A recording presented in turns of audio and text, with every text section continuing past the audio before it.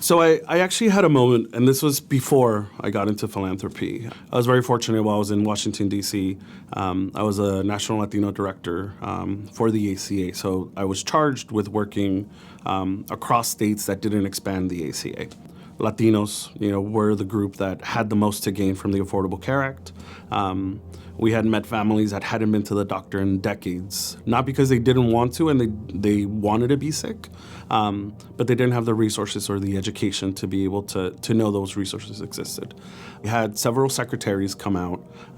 We had local electeds. We had Cory Booker, Senator Menendez come out. I got swept up in the hoopla of we have these big governmental entities here, we need to take care of them. I completely forgot the purpose of why we were there. We were there to enroll community in healthcare, provide them resources. And there was a gentleman, older Latino, and it always gets to me a little bit because you could tell he needed help, just checking in. And I was running around and I told the staff, be sure to help him and give him a number and move him along so that we can get the line going. And I circled back around and the gentleman was sitting there with the form, not doing anything with it. And so I went up to him thinking it might be a language issue. We should get him a form in Spanish. He didn't know how to read and write. And that reminded me of my background, of the community that I come from, and that my job wasn't there to staff the senators, to staff the secretary, but it was to be there for that gentleman and provide him the resources. In that case, it was helping him fill out his name on the card to be able to get a number to see a counselor to enroll in healthcare.